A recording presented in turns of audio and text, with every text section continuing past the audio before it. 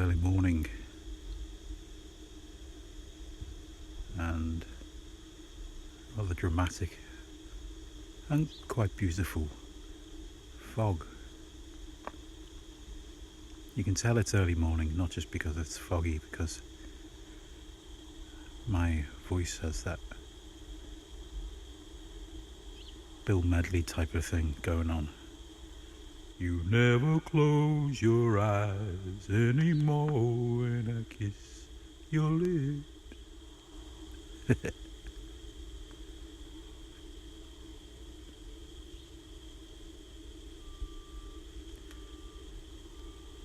Welcome to my Saturday morning Jim Jam Jibber Jabber.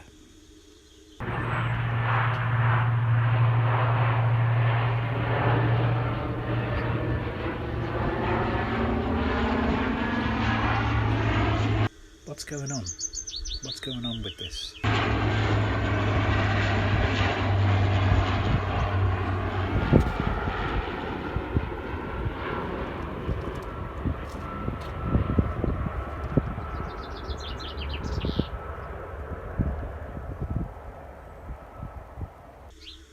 Saturday morning.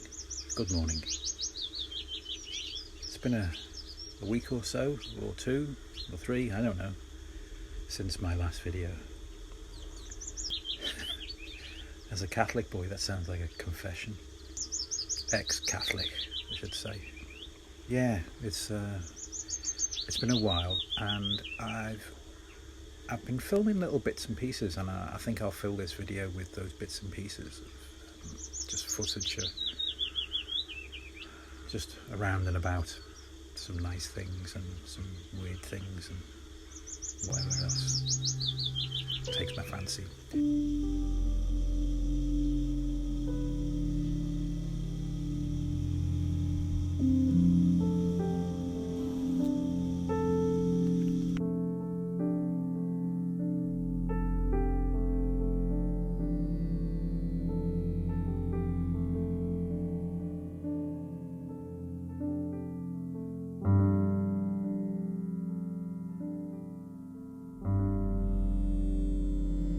The reason I've not stuck this camera in front of my face and just talked to you is because I really just drew a blank on what I needed to say, and I think that was the problem. I thought I needed to say things, and this format, this vlogging thing, unfortunately for you, you don't need to say anything. It's just a case of logging how I'm feeling, and it's for my benefit more than anybody else's, I guess. We're about a month and a bit, I don't know, I can't really recall when we started doing all this lockdown stuff. Yeah, it wouldn't take me long to find out the exact date, but I can't call off the top of my head. But anyway, it's been a while, a few weeks, and we go through all these stages of not understanding what's going on, being angry about it, blah blah blah, and everything else. And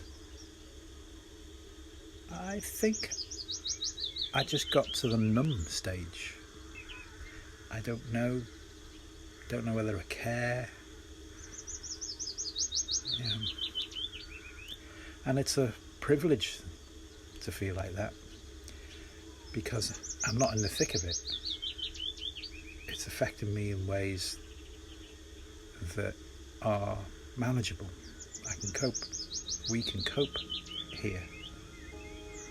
Our life isn't that much different from what it was before.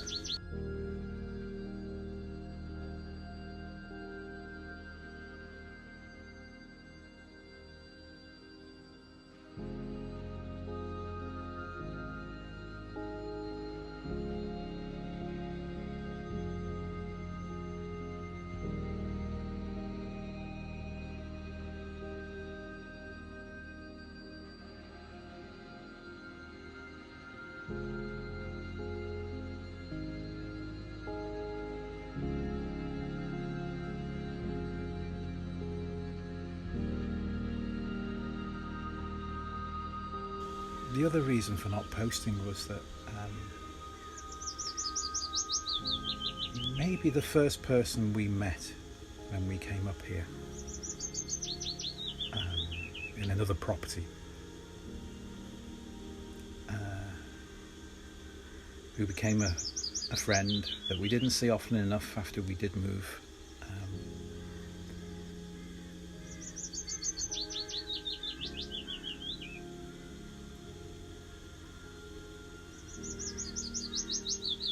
Well, a good friend passed away, and he's a friend and a dad of a friend of ours, and he just seemed to be a permanent fixture around here. Never really expected him to not be here. Nothing to do with the coronavirus, it was cancer. But the coronavirus impacted on the way he passed. It was difficult, if not impossible, for his family to be there to say goodbye. And we couldn't go to the funeral, but that's minor compared to what the family went through. And that was quite tough.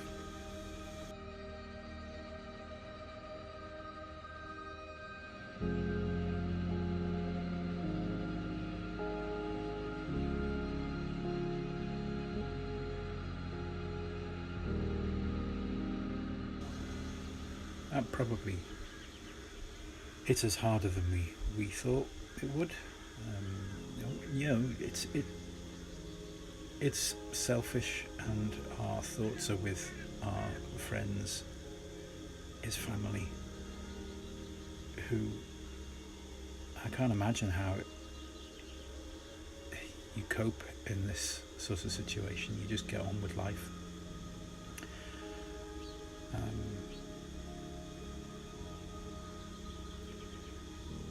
It's a tough one, isn't it?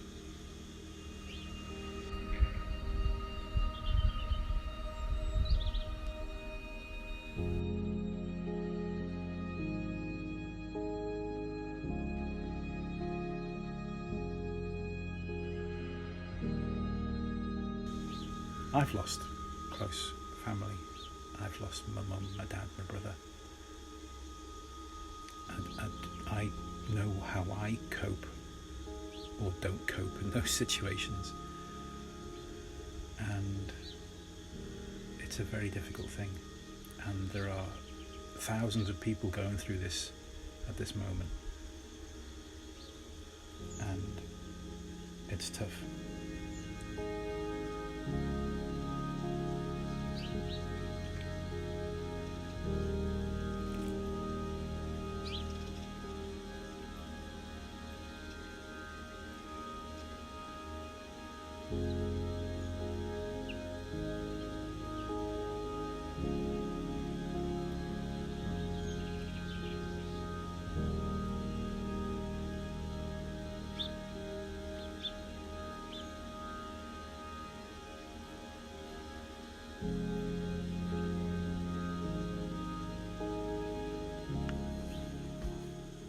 I've come in because it's just a little bit chilly. Door's still open. I can still look out over the fields, watch and listen to the birds.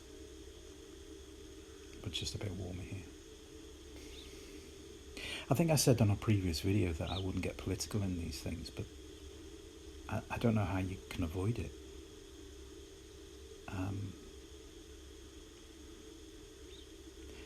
Thousands upon thousands of people are suffering and dying, and families are grieving and not being able to say goodbye, not being able to even hold the hand or a hug for the last time, and that's unimaginable. And the thing that really, really gets me is an awful lot of this was preventable. And it's only through gross mismanagement, criminal level mismanagement, that we are seeing so many people die. needlessly. People are dying needlessly. But the way that the UK government has failed to respond in time to this crisis is criminal.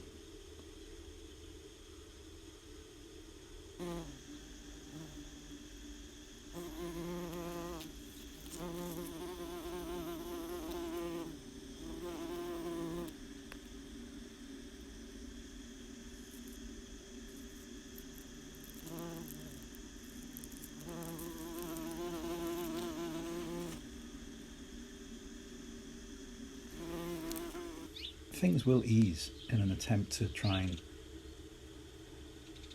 and get the economy back on an even keel, but there will be lots of things that won't be normal really until a vaccine has been developed and widely distributed. And there's no reason to think that will happen within a year. So business in general might go back to normal in a few weeks or months, but